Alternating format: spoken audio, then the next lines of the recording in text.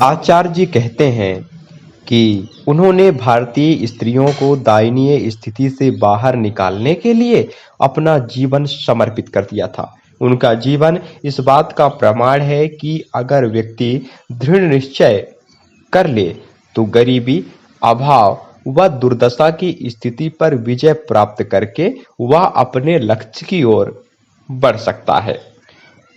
हम बात कर रहे हैं पंडिता रमाबाई सरस्वती की। वर्ष 1858 में उनका जन्म मैसूर रियासत में हुआ था। उनके पिता विद्वान और स्त्री शिक्षा के समर्थक थे, पर उस समय की पारिवारिक रूढ़िवादिता ने इसमें बाधा डालना शुरू कर दिया था। रमा ने बचपन से ही घर पर खूब साधु संतों को आते देखा, लेकिन उनके परिवार की आर्थिक स्थिति ठीक नहीं थी।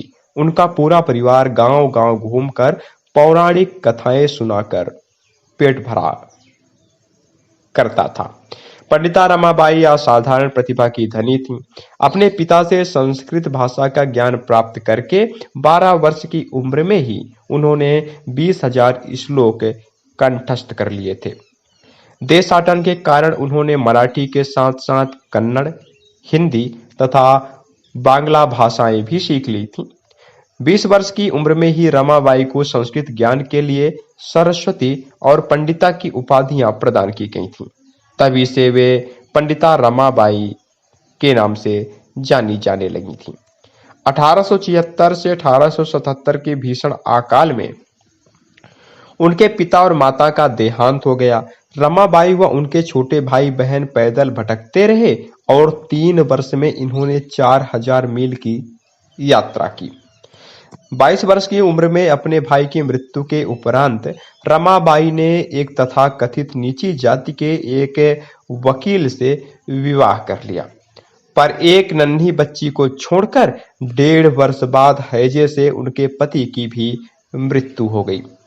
नीची जाति में विवाह करने के कारण रमाबाई को कट्टरपंथियों के आक्रोश का सामना करना पड़ा और वे पुणे आकर स्त्री शिक्षा के काम में लग गईं। उन्होंने आर्य महिला समाज नामक संस्था की स्थापना की, जिसकी शीघ्र ही महाराष्ट्र भर में शाखाएं खुल गईं। रमाबाई वर्ष 1883 में डॉक्टर बनने की इच्छा से ब्रिटेन पहुंची, लेकिन सुनने की शक्ति लगातार कम होने की वजह से कॉलेज में एडमिशन नहीं मिल पाया। अपने प्रवास के दौरान वे ईसाई धर्म में परिवर्तित हो गईं। हिंदू धर्म की रूढ़िवादिता व महिलाओं के अधिकारों के प्रति असम्मान को उन्होंने धर्म परिवर्तन का मुख्य कारण बताया। वर्षों बाद अपनी आत्मकथा में उन्होंने लिखा, केवल 2 चीजें थी जिन पर वे धर्मशास्त्र, महाकाव्य, पुराण और आधुनिक कवि व वर्तमान समय के लोकप्रिय कथावाचक उच्च जाति के पुरुष व रूढ़िवादी सहमत थे। उच्च और निम्न जाति की महिलाएं एक वर्ग के रूप में बुरी, राक्षसों से भी बदतर, असत्य के समान अपवित्र थीं और उन्हें पुरुषों की तरह मोक्ष नहीं मिल सकता था। लेकिन इसके बाद उनका ईसाई धर्म की रूढ़िवादिता से भी सामना हुआ। विदेशी धरती पर रहकर भी उन्होंने कई तरीकों से अपनी स्वतंत्रता को बनाए रखने का प्रयास किया। उन्होंने शाकाहारी भोजन नहीं छोड़ा, उन ईसाई सिद्धांतों को खारिज कर दिया जिन्हें वह तर्कहीन मानती थीं। वर्ष 1889 में भारत लौटने पर उन्होंने विधवाओं के लिए शारदा सदन की स्थापना की। बाद में कृपा सदन नामक एक और महिला आश्रम भी बनाया।